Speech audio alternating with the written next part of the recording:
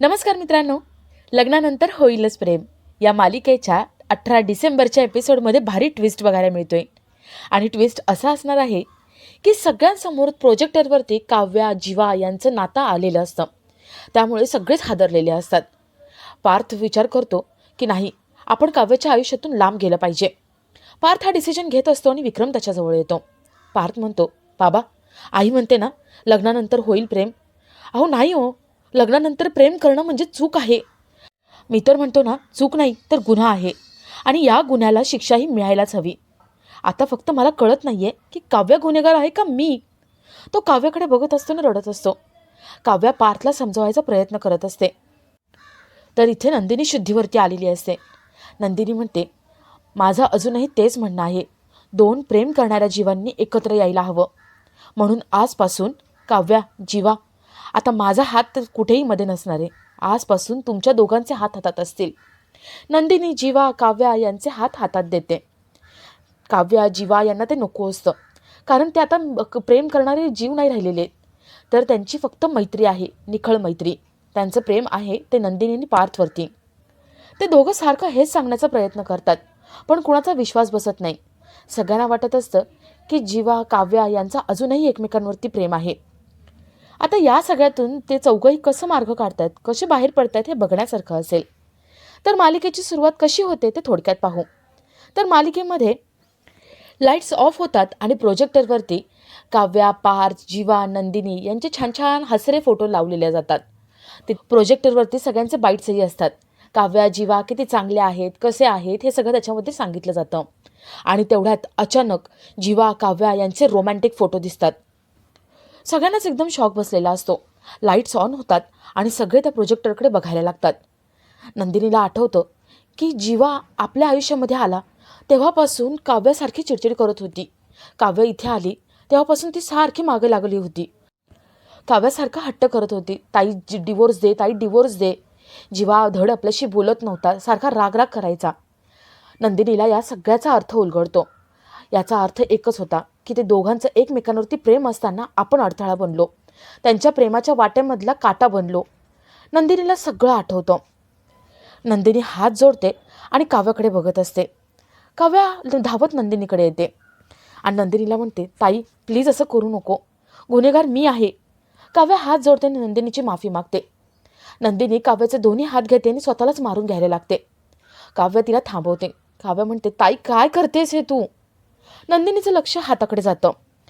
नंदिनीच्या हातावरती जीवानदिनी असं लिहिलेलं असतं. तो हॅशटॅग केलेला असतो. नंदिनीला आठवतं की जीवाने आपल्या हातावरती तो केला होता. नंदिनीला वाटतं की नको, आपण ह्या दोघांच्या मध्ये यायला नको. नंदिनी हातावरचा तो हॅशटॅग पुसून टाकते आणि नंदिनी जीवाकडे येते. इथे रम्या वसू खूप खुश असतात. त्यांना जे हवंय ते झालेलं असतं, पण या सगळ्यामध्ये त्यांचं नाव कुठे आलं नाही म्हणून त्यांना आनंद होतो. त्या चौघांचे रडके चेहरे बघून त्यांना आनंद होत असतो. नंदिनी जीवाकडे येते आणि जीवा हात जोडून नंदिनीची माफी मागतो. नंदिनीला आठवतं की जेव्हापासून लग्न झालं होतं त्या क्षणापासून जीवा खूप चिडचिड करायचा. त्याचं ते जे लव के म्हणजे जे म्हणजे जीवा, के म्हणजे कोण हे तिला आत्तापर्यंत कळत नव्हतं. जीवाच्या छातीवरती टॅटू होता. तो टॅटू कोणाच्या नावाचा हे सुद्धा माहिती नव्हतं. पण हे सगळं तिला कोडं उलगडल्यासारखं होतं. नंदिनीला आठवतं के म्हणजे काव्या, त्यांचे ते दोघांचे हातात हात असलेले मोल्ड्स, त्याच्या दोघांचेही गिफ्ट्स. आणि आपण त्या गिफ्ट्सला हात लावल्यावरती जीवा चिडायचा, कारण काव्या घरात होती. काव्यासमोर ते दोघं एकत्र, तेव्हा त्याला त्रास व्हायचा. नंदिनीला या सगळ्यामध्ये आपलीच चूक वाटते. ती पुन्हा या सगळ्याचा विचार करते आणि तिला आठवतं की जीवाने आपल्याला किती जीव लावला होता, आपल्यासाठी किती काय काय केलं होतं, आपल्यावर प्रेमाच्या कविता केल्या होत्या. जीवाने आपल्यासाठी एवढे एफर्ट्स घेतले होते. नंदिनीला ते सगळं आठवतं आणि तिला वाटतं की नाही, आपण या दोघांच्या वाटेमध्ये अडथळा म्हणून आलो. जे काही आपण केले, जीवाने आपल्याशी लग्न केलं, पार्थने काव्याशी लग्न केलं, हे म्हणजे या दोघांच्या प्रेमाला विरजन लावल्यासारखं झालं. या दोघांनी आपल्यासाठी एवढा मोठा सॅक्रिफाईस केला. नंदिनीला खूप विचार करत असते आणि तिला खूप टेन्शन आलेलं असतं. नंदिनी फक्त काव्या जीवा यांच्याकडे बघत राहते आणि त्यांची माफी मागत राहते. तर इथे काव्या पार्थकडे येते. ती पार्थचा हात हातात घेते. पार्थला आठवतं की काव्या सुरुवातीला खूप चिडचिड करायची, रुसायची, जवळ येऊ नको म्हणायची, भांडायची, सारखा डिवोर्स दे म्हणायची, घरात पण सगळ्यांशी भांडायची. या सगळ्या मागचं कारण फक्त एकच होतं आणि ते म्हणजे काव्या जीवा यांचं एकमेकांवरती जीवापाड प्रेम होतं आणि आपण त्या दोघांच्या प्रेमाच्या मध्ये अडथळा बनून आलो. त्यामुळे त्या दोघांची चिडचिड होत होती. पार्थला आठवतं की जीवा आपल्याशी बोलायचा नाही. तो खूप भांडला होता. पार्थला तेव्हा वाटत होतं की जीवाला नंदिनीशी लग्न करावं लागलं, अचानक लग्न झाले म्हणून ही चिडचिड आहे. पण त्याला सगळं कळलेलं असतं.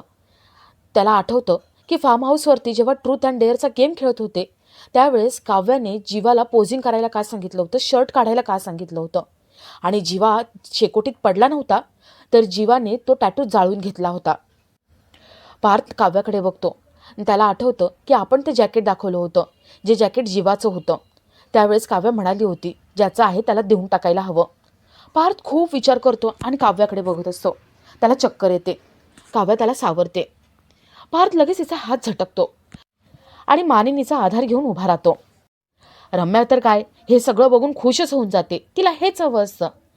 पार्थने काव्याचा हात कायमचा सोडावा हेच हवं असतं आणि तिला वाटतं की ही सगळी सुरुवात आहे. रम्या खूप खुश होते आणि आपल्या आईला थँक्यू म्हणते. तर मानिनीला आठवतं की आपण काव्याला सारखं विचारत होतो, तो मुलगा कोण आहे. मैत्रिणींनी सांगितलं होतं त्या मुलाचं आणि काव्याचं अफेअर चालू आहे आणि त्यावेळेस तिला समजतं की तो मुलगा दुसरा तिसरा कोणी नसून जीवा आहे. मानिनी पण एकदम उद्ध्वस्त होऊन जाते. मानिनीला विक्रमचं बोलणं आठवतं. विक्रमने सांगितलं होतं की गावाकडे लग्न झालं म्हणून त्या दोघांचं असं लग्न लावून द्यावं लागलं. मुलांना त्रास होतोय, आपण मुलांना या सगळ्यातून मोकळं करू, त्यांचा डिवोर्स देऊ. तेव्हा मानिनी म्हणाली होती लग्नानंतर होईलच प्रेम. मानिनीला हे सगळं आठवतं आणि त्यामध्ये तिला स्वतःचा दोष दिसतो. सगळे गप्प असतात, शांत असतात, कोणी कोणाशी काही बोलत नाही. नंदिनी खूप विचार करते आणि तिला चक्कर येते. नंदिनी खाली कोसळते आणि जीवा मोठ्याने किंचाळतो. जीवा नंदिनीला उठवण्याचा प्रयत्न करतो. घरातले सगळे धावत तिच्याकडे जातात आणि तिला उठवण्याचा प्रयत्न करतात आणि आपला आजचा हा भाग इथेच संपतो. तर मालिकेच्या 18 डिसेंबरच्या एपिसोडमध्ये पार्थ बाबांना म्हणतो, बाबा आई म्हणायची ना लग्नानंतर होईल प्रेम. अहो प्रेम करणं म्हणजे गुन्हा आहे, लग्नानंतर प्रेम नाही होऊ शकत आणि या गुन्ह्याला शिक्षा ही झालीच पाहिजे. फक्त आता कळत नाही आहे गुन्हेगार कोण कोणाचं आहे. मी काव्याचा गुन्हेगार आहे का काव्य माझी गुन्हेगार आहे.